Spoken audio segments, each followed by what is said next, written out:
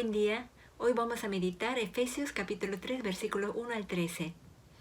Meditando este pasaje, me dije a mí misma, si me encuentro en el cielo con Pablo, le voy a dar un gran abrazo y le voy a decir, Pablo, muchísimas gracias por haber obedecido al llamado del Señor de predicar el Evangelio a los gentiles. Porque si no hubieses obedecido a ese llamado, Jesucristo hubiese permanecido tan solo como otro rabino u otro profeta dentro del pueblo judío nada más. Y yo nunca lo habría conocido como mi Salvador, que tanto me amó hasta dar su vida por mí. Y también le diría, realmente te admiro un montón porque te jugaste por Cristo. No te importó los peores sufrimientos ni las peores prisiones con tal de llevar el Evangelio a los gentiles. ¿No le dirían ustedes lo mismo? La verdad, hermanos, sin la iniciativa de Pablo de los viajes misioneros, el Evangelio nunca hubiese llegado hasta nosotros. Y si le preguntáramos cuál fue la razón de su ministerio a los gentiles, seguramente nos respondería, es por el gran misterio que me fue revelado por el Espíritu, que explica en este pasaje. Esta palabra misterio aparece 4 veces en estos versículos.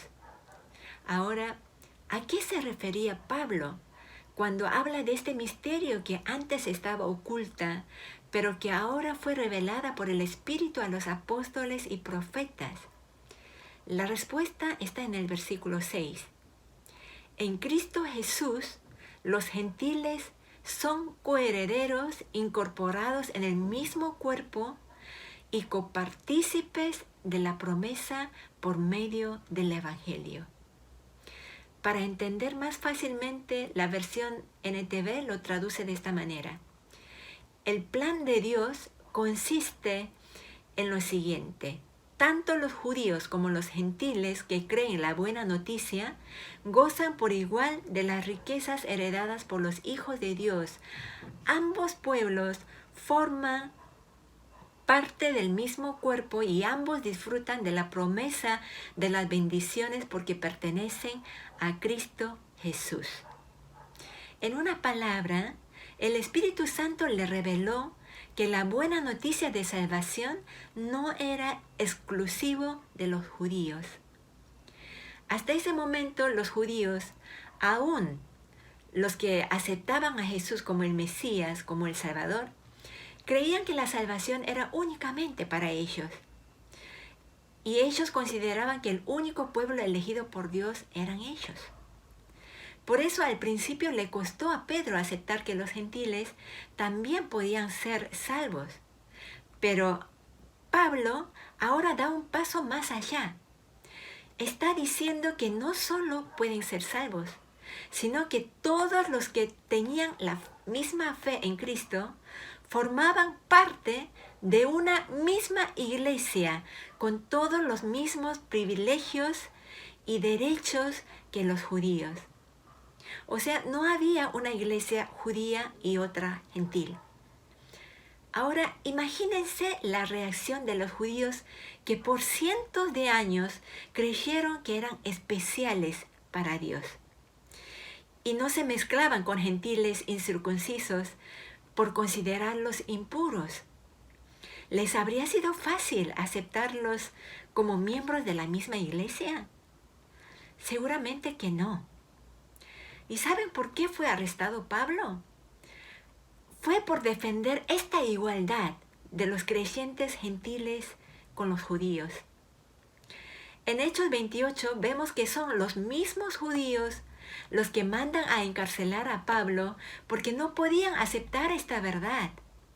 Para ellos no podía ser que su Dios también sea Dios de los demás pueblos. Y para los cristianos judíos les era difícil aceptarlos como hermanos de la misma iglesia, como uno más de ellos. Y para colmo, Pablo estaba diciendo que este era el plan de Dios desde la eternidad, o sea, desde Génesis. En Cristo se unía todas las naciones, razas y culturas en una sola iglesia, en una sola fe. Esto era una tremenda revelación para Pablo. Era como ver una luz que antes solamente apuntaba a los judíos, pero que ahora se expandía a todas las demás naciones que estaban caminando en la oscuridad. Y él sentía la urgencia de llevarles esta gran noticia a los gentiles. Por eso clamaba: ¡ay de mí si no predicara el Evangelio! Me es impuesta necesidad de anunciar el Evangelio a los gentiles. Él podía ver que miles de almas caminaban hacia el precipicio. Y él, que conocía el camino de salvación, no podía quedarse callado y dejar que vayan por el camino de la muerte. Él no podía callar lo que Cristo hizo en la cruz por amor a los pecadores como él. Él se sentía deudor del Evangelio. Y este es el sentir que tienen todos los misioneros. Por eso es que van a lugares y culturas desconocidas para llevarles el amor de Cristo. Como el misionero que nos compartió el domingo, que fue a una tribu de Amazonas y se quedó con ellos a vivir por más de 20 años para traducirles la Biblia al lenguaje de ellos, para que conozcan a Cristo y pertenezcan al mismo cuerpo del Señor, a la misma familia de Dios. Hoy la palabra debe confrontarnos y preguntarnos si estamos promoviendo esta unidad de la iglesia, sin distinción de razas y culturas. Preguntarnos si no estaremos como los judíos, sintiéndonos privilegiados y cómodos entre nosotros nada más. Preguntarnos si somos conscientes de que el deseo de Dios es que las puertas de la iglesia se abran para recibir a cualquier necesitado y se abran para que salgamos a compartir el Evangelio a tantas almas perdidas que no conocen a Dios. Hermanos, el corazón de Dios está en la obra misionera desde la eternidad. Si hemos recibido la gracia de Dios, no es para que lo guardemos y lo disfrutemos entre nosotros nada más, dentro de las 4 paredes. Afuera hay miles que caminan perdidos en la oscuridad.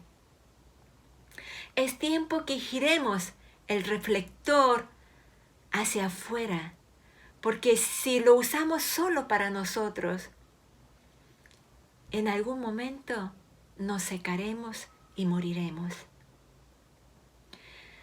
Recuerden, Jesús nunca estuvo encerrado en una sinagoga. Pablo y los apóstoles tampoco. Seamos una iglesia misionera. Seamos una iglesia que satisface los deseos de Dios. Amén. Que el Señor les bendiga.